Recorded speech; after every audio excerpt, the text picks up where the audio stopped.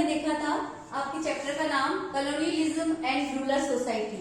इसमें हमने देखा था कि जो ईस्ट इंडिया कंपनी थी, इन्होंने क्या करा था, इंडिया के ऊपर अपना कब्जा कर लिया था और इन्होंने धीरे धीरे क्या करी थी, एक तो रेवेन्यू पॉलिसीज को तैयार किया था, ठीक है।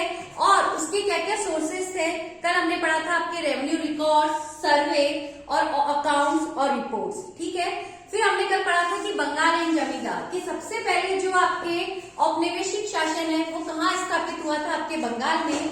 कब हुआ था, आपके 1797 में। फिर एक ऑक्शन हुआ था आपके बर्दवान में, उसमें था आपके 1797 में एक राजा था बर्दवान का, उसमें क्या हो रही थी कि जो उसकी स्टेट है, जो जायदाद है उसका क्या हो रहा था, ऑक्शन हो रहा था। और क्योंकि उन्होंने 1793 में जो परमानेंट सेटलमेंट जो फिक्स किया गया था वो उन्होंने जमा नहीं करवाया था, तो उससे उनकी जो प्रॉपर्टी है वो क्या हो गई थी, उसका ऑक्शन कर दिया जाता था या उसकी नीलामी कर दी जाती थी, ठीक है। अब अपन आगे बढ़ रहे हैं कि प्रॉब्लम ऑफ अनपेड रेवेन्यू, कि जमींदार था वो रेवेन्यू को जमा क्यों नहीं कर पाया, उसके क्या क्या कारण थे। तो उसको हम देख रहे हैं कि 1770 में जो फेमिनाइंस का क्या मतलब है, फेमाइंस का मतलब है आपकी भूखमरी, कि वहां पे क्या हो गया था, अकाल पड़ चुका था और उससे जो एग्रीकल्चर की जो प्रोड्यूस थी वो बहुत अधिक कम हो चुकी थी, ठीक है। और धीरे धीरे जो फार्मर्स को जो पैसा मिलना था वो नहीं मिल पाया था। और फिर बाद में क्या किया था कि जो ब्रिटिशर्स है उन्होंने परमानेंट सेटलमेंट फिक्स कर लिया था कि हमें इतना टैक्स में आपको देना है, ना उससे कम होगा ना उससे अधिक होगा, ठीक है। फिर ब्रिटिशर्स ने सोचा कि हमें इसमें फायदा होगा क्योंकि हमारी जो रेगुलर इनकम है वो हमारी उससे शुरू हो जाएगी, ठीक है। फिर क्या हुआ था कि फार्मर्स है, क्योंकि जो भूखमरी थी या जो अकाल था वो कम हो गया था, खत्म हो चुका था, तो धीरे धीरे क्या हो गया था कि जो फार्मर्स है उनका प्रॉफिट बहुत अधिक हो चुका था और जिससे वो क्या करने लगे थे, किसमें, जमीन में इन्वेस्टमेंट करने लगे थे। और जमीन के लिए उन्होंने क्या कर दी थी, अच्छी अच्छी टेक्नोलॉजी को लाकर और उन्होंने क्या कर दी थी, फसल जो एग्रीकल्चर था उसका प्रोड्यूस को बढ़ाने के लिए बहुत मदद कर दी थी, ठीक है।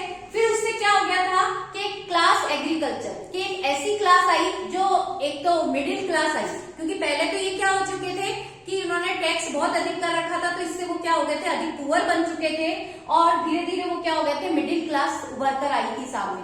अब इन्होंने ये सोचा कि ब्रिटिशर्स ने कि फार्मर है, अगर हमने उनसे इनकम नहीं ली क्योंकि उनका अगर प्रॉफिट अधिक हो चुका है फिर भी हमने टैक्स को नहीं बढ़ाया, तो क्या होंगे, वो हमारे लिए वफादार बन जाएंगे, ठीक है। तो ये हो चुका आपका कि इसके क्या क्या कारण थे। अब ये सोचते हैं कि ये टैक्स को कौन कलेक्ट करता था, तो ये कौन होते थे जो टैक्स को कलेक्ट करते थे। तो ये देख रहे हैं कि एक होता था आपके तालुकदार और एक होता था आपका राजा, ठीक है।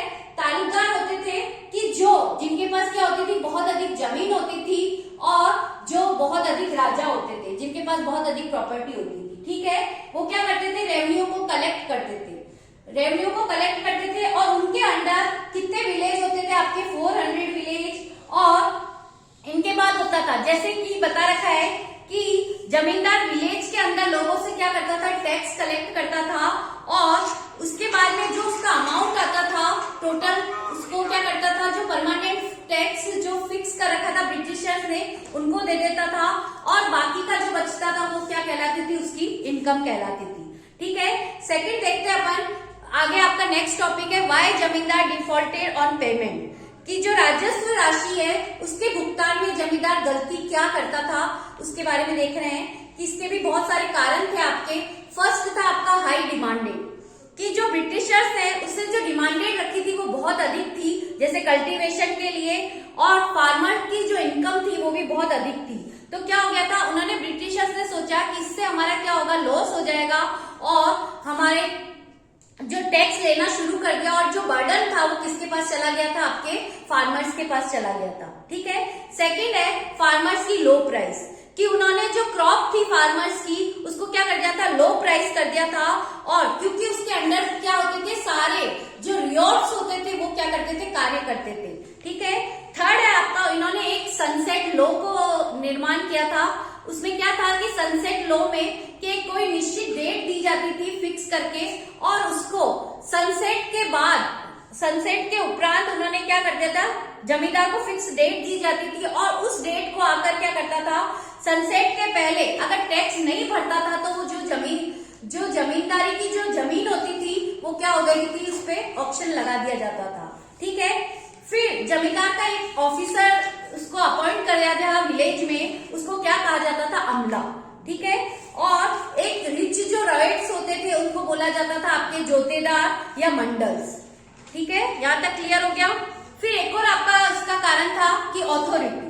ऑथोरिटी का मतलब है कि इसमें क्या कर दिया था, डिस्पेंडेंट ट्रूप्स, कि जो ट्रूप्स जो सैनिक होते थे उनको क्या कर दिया था, उनसे अलग कर दिया था, कि ऑथोरिटी जो उनकी होती थी वो सैनिकों पर नहीं होती थी। ठीक है, सेकंड पॉइंट है आपका बैन ऑन कस्टम ड्यूटीज, कि जो ट्रेड हो रहा है उसके ऊपर जो टैक्स पहले कौन लेता था, आपके राजा या तालुकदार। ठीक है, लेकिन अब वो क्या करते थे, अब वो टैक्स नहीं ले सकते थे और वो भी उसमें क्या कर दिया था, उन्होंने बैन कर दिया था। थर्ड है आपका कलेक्टर एंड कोर्ट, कि जमींदार की जगह उन्होंने किसको बिठा दिया था, अपने कलेक्टर को बिठा दिया था, जिससे क्या होता था कि जो पहले जमींदार का होता था वह क्या करता था, वह कचहरी के कोर्ट के अंदर डिसीजन लेता था। ठीक है, फोर्थ पॉइंट है आपका कि ना तो वो लोकल पुलिस को कंट्रोल कर सकता था और ना वो लोकल जस्टिस कर सकता था, यानी न्याय कर सकता था।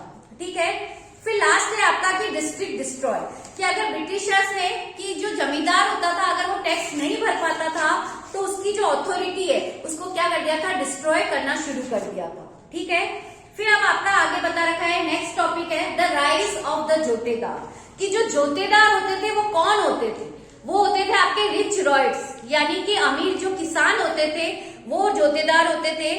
और आगे अपन इसका कर लेंगे कि आपके जोतेदार होते कौन है और उसके बाद में मंडल होते कौन है। ठीक है।